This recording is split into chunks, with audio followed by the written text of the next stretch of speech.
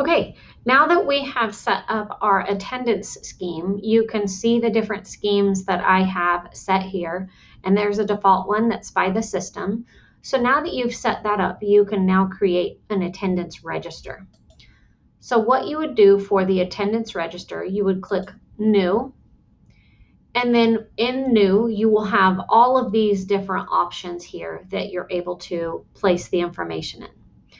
So you would place the information in, you would hit Save and Close, and then you would have that attendance register. So I'm going to show you one that's complete and kind of walk you through the different categories.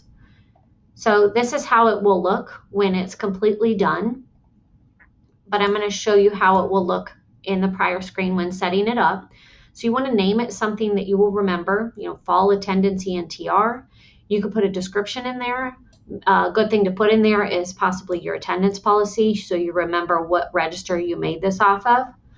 And then we want to apply the attendance scheme that you would have needed to make prior to this. So we're going to choose attendance fall semester. And then this cause for concern area, this is the percentage of missed classes that if a student's meeting will be flagged in the attendance tool under that session with their attendance score in red and an exclamation point next to their score. So you have to decide what is your attendance policy and what percentage do you want that to flag. Once again, this is not in the grade book, this is just in the attendance register. If you allow them to view it, this means the students can see this, the students can view it. Or if you uncheck that, maybe it's something just for record keeping for yourself. And then you can decide to do this as all users in the course, meaning all students, or you can apply it for just groups and sections. So for each one, I have set up here 16 for the 16 weeks. And you also can reorder those if you were to make a mistake some way, somehow. Same as when you set up the scheme, you can add sessions. You always want to save first, then put the number in there of how many sessions you need to add if you need to add a line there. And then once you have this completely set up, we're going to hit Save, and then we're going to hit Close. And then what we're going to do is we're going to go into this fall attendance, and this is just record keeping for you. This is completely instructor managed.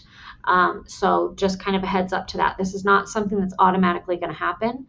We're going to enter attendance for week 1, and I'm going to go through my list, and I'm going to mark the different codes for the different students. Obviously, many of you will have way more than just 2. So like I said, it is instructor managed, but if it's a way that you want to do your record keeping and keep open communication with your students, this is a great tool. If you have questions, reach out.